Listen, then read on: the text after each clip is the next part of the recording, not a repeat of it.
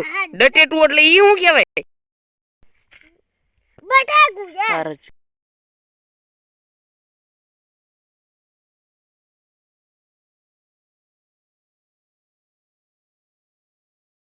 Hello guys, હું છું મેં તમારું સ્વાગત કરું છું મારા એક ઓર ન્યૂ બ્લોગમાં.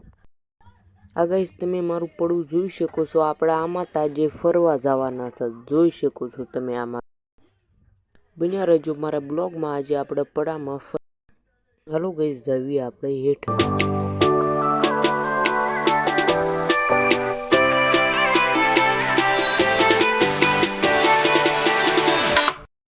આ ગુવાર છે ગાઈઝ, તમે જોઈ શકો છો. આ ગુવાર છે ગાઈઝ.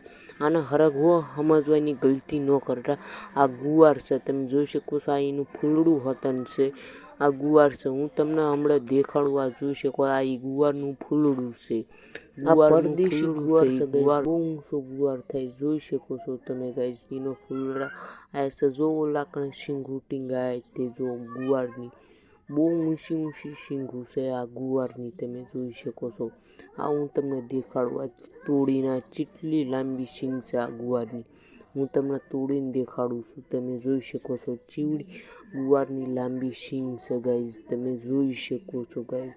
નકરી શીંગ હોય છે આ ગુવારની ગાઈઝ, જોઈ શકો. આ તમને મેં ગુવાર દેખાડ્યો, બહુ ઊંચો ગુવાર હતો. અહીં મેં તમને ગાઈઝ ગુવાર દેખાડ્યો. અહીં હું તમને ગાઈઝ વટાણાનું ઝાડવું છે, તમે જોઈ શકો. આ વટાણાનું ઝાડવું છે. આ જો વટાણા હોતા નામ આવ્યા છે. આ વટાણાનું ઝાડવું છે ગાઈઝ, જોઈ શકો છો. આ વટાણાને જે બિયા નથી બેઠા, ફૂલડા પોતાના વટાણામાં આવી જશે. આ સણ્યા છે ગાઈઝ.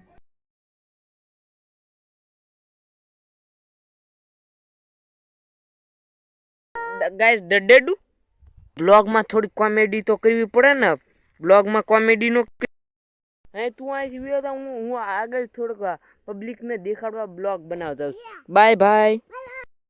જોઈ શકો છો આ ફુલેવર છે, અંદર જો નાનું આમથું ફુલેવર જોઈ શકો છો. આ ફુલેવર છે તમે જોઈ શકો છો. આ ફુલેવર છે ગાઈઝ, નાનું આમથું ફુલેવર હતા. ઇલેક્ટ્રિક પેટી હું તમને સેણા દેખાડવા લઈ જાઉં છું. ટાટરની પેટી છે ગાઈઝ, આ જોઈ શકો છો. સેણા છે ગાઈઝ.